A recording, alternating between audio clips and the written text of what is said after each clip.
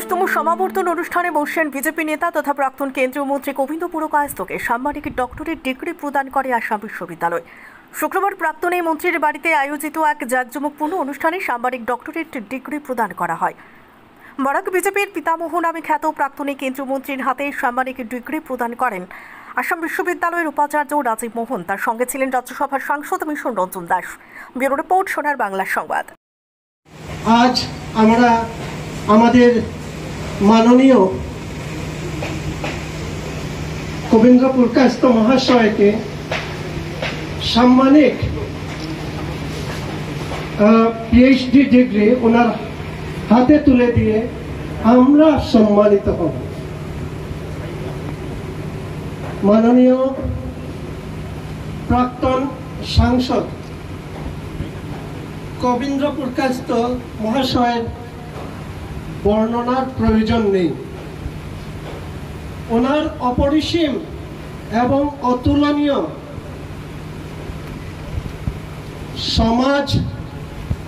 সামাজিক, সাংস্কৃতিক ও শিক্ষার প্রসারে নিবেদিত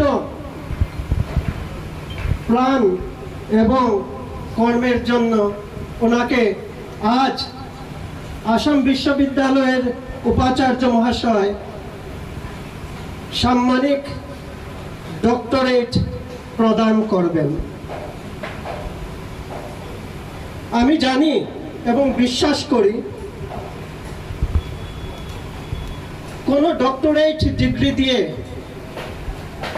মাননীয় গোবিন্দ পুরকায়স্থ মহাশয়ের অবদানকে মাপা যাবে না।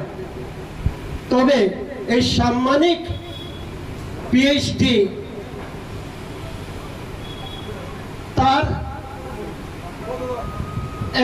তার একটা অনন্য পরিচয় আছে এবং তার একটা বিশেষ ভ্যালু রাখে, যার জন্য আসাম বিশ্ববিদ্যালয় উপাচার্য বিশেষ করে এই নির্ণয় নিলেন যে 21তম সমাবর্তনে শ্রী গোবিন্দ পুরকায়স্থ মহাশয়কে সাম্মানিক পিএইচডি দিয়ে আমরা সবাই সম্মানিত হব।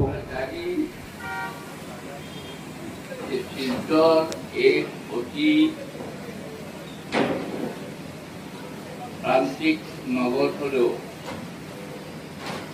তার গুরুত্ব এবং মহত্ব অনেক। এই সমস্তকে অগ্রাহ্য করে এই শিলচর শহরে অসংখ্য গৌরব কাহিনী বিজড়িত আছে।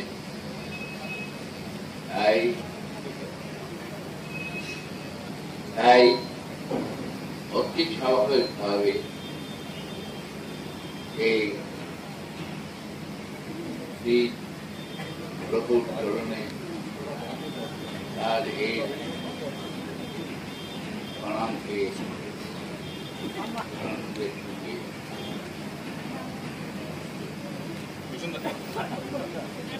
আজকে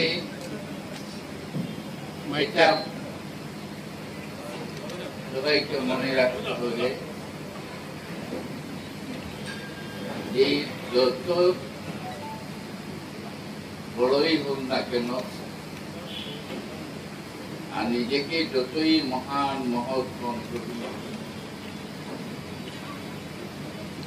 জীবনে এক একটা দিক থাকে, সেই দিকগুলো নিয়ে বিভিন্ন সময়ে বিভিন্ন ক্ষেত্রে ভাবে আলাপ আলোচনা হয়। আজকেও ঠিক তেমনি ভাবে